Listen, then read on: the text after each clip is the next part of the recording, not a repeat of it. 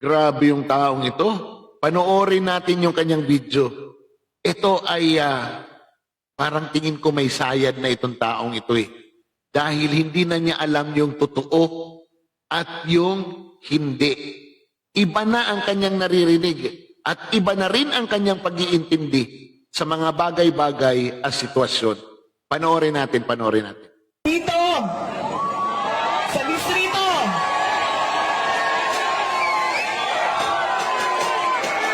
Ay! Inendorso mo ba?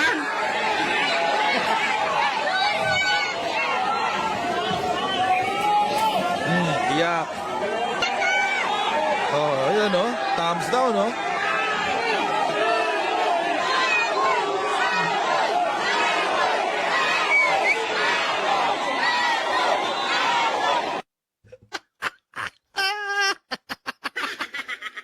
Si Isko, tawa-tawa. Si Isko. Tawa na tawa si Isko. Marcos.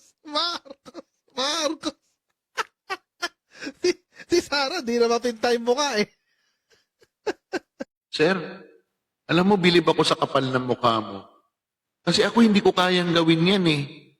Yung kasinungalingan, gagawin kong katotohanan para lang sa aking mga audience. Hindi ko gagawin yun, sir.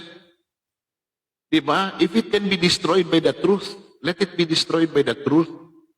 Hindi tayo dapat nagsisinungaling dito. Alam mo yung napakadisente mong tingnan na tao. Edukado kang tingnan. Kumbaga may dating yung personalidad mo. Pero, gumagawa ka ng ganyan, nakasinungalingan. Sir, in context, alam ko naman, napanood mo yung live niyan. Kasi hindi ka makakakuha ng footage na yan kung hindi ka nanood ng live.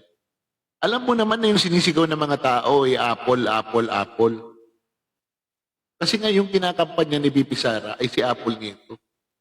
Alam mo naman na yung pinagtatawanan ni Isko Moreno ay yung Apple na hawak ni Apple nito na sinabi ni BP Sara, isaksak sa bunganga ni Congressman Chua.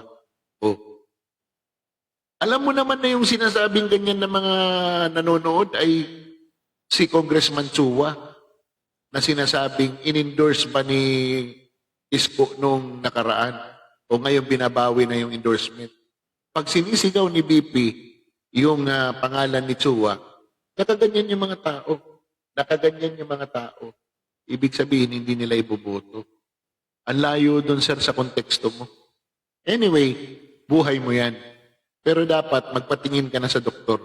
Kasi malalim na yung sayad ng utak mo. Isipin mo, yung isang factual event na naririnig mo mismo at pinapanood mo mismo, babaguhin mo sa isip mo. Kakaiba ka, sir. Siguro, sir, galing ka sa Jupiter. Sayang ang bayot!